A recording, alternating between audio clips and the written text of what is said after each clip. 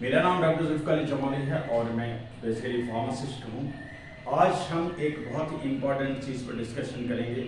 वो ये है कि जब आप हॉस्पिटल में जाएंगे, ख़ास करके पीडियाट्रिशियन के अंदर या पीडियाट्रिशियन ओपीडी के अंदर, चाहे वो प्राइवेट हो या गवर्नमेंट हॉस्पिटल के अंदर, तो आपको एक जोड़ा नज़र आएगा जो गोद में एक छोटा सा बच्चा लेके और हाथ में शॉपर में जो है ढेर सारी दवाएँ ला के डॉक्टर साहब के सामने खड़ा होगा और उसे कह रहा होगा, डॉक्टर साहब मेरे बच्चे को मोशन नहीं थोड़े बार बार हो रहे हैं, उसकी उल्टी मांगने हो रही है। डॉक्टर साहब उनसे पहला सवाल जो करते हैं वो नॉर्मली यही करते हैं कि जी आप बच्चे को कौन सा दूध पिलाते हैं। वो कहते हैं डॉक्टर साहब हम फलां कंपनी का ABCD या 1 2 3 4 या बुनियाद 2 1 3 4 ये इस तरह के नाम लेके ना बोलते हैं। और कुछ लोगों को तो बेचारों को नाम ही नहीं आता, तो डॉक्टर साहब कहते हैं कि जी वो ज़रा मुझे दिखा दें। तो निपल वो जो फीडर जो है वो दिखाते हैं, तो डॉक्टर साहब टेबल पे रख के ना फिर उनको डस्टबिन में डाल देता है। डॉक्टर साहब कहते हैं कि जी यही मसला है आपके बच्चे का, जब तक आप ये फीडर चलाएंगे तो आपका बच्चा बिल्कुल भी सेहतमंद नहीं होगा। आज हम डिस्कस करेंगे कि माँ का दूध बहुत ही इम्पॉर्टेंट है और वो कैसे है, क्योंकि ये माँ का दूध सिर्फ उस बच्चे के लिए बना, ये कुदरत की तरफ से है और माँ की तरफ से उस बच्चे के लिए ये फर्स्ट गिफ्ट है।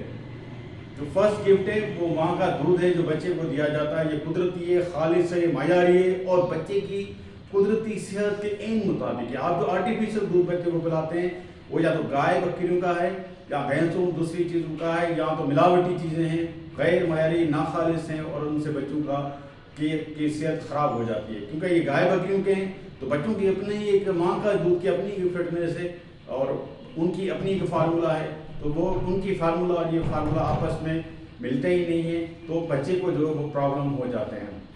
उसके बाद क्योंकि ये हर वक्त तैयार होता है, आप 24 में किसी टाइम भी माँ अपने बच्चे को अपना दूध ला दें तो बिल्कुल खालिश हो रहा है, कोई बीमारी, कोई उसमें नशोनुमा, कोई जरासीम जो है उसमें नहीं आते, उसकी वजह से उसमें मोशन या इस तरह की हरकत नहीं होती हैं। और बाज़ारी चीज़ों में ये बहुत है, बाज़ारी जो दूध मार्केट में अवेलेबल हैं वो कई किस्म के हैं, बहुत उनमें फ्लेवर है, बहुत टेस्टी है, हर ज़बरदस्त बने हैं, बड़े बड़े महंगे हैं, लेकिन क्योंकि बच्चे की फार्मूला जो कुदरती है उसकी से रिजेंबल नहीं करते, इसलिए उनमें हमेशा जो है वो मसला रह जाता है।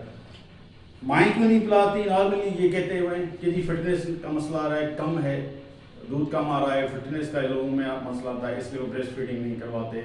लेकिन मैं बता रहा हूँ कि बच्चे को दूध पिलाने से मदर की भी फिटनेस जो है कायम रहती है और उनका खर्चा भी नहीं आता। फिटनेस पर उनका जो खर्चा आना है वो खर्चा भी उनका नहीं आता। और दूसरी बात अहम जो है इसके अंदर है कि जब माँ दूध पिलाते हुए बच्चे को अपनी सीने से लगाती है तो बच्चे के अंदर प्यार और मोहब्बत के जो एहसास हैं और जज्बात जो हैं वो उसमें पैदा हो जाते हैं और वो अपनी माँ के साथ अटैचमेंट जो है उसकी पेरेंट्स के साथ जो वो बढ़ जाती है।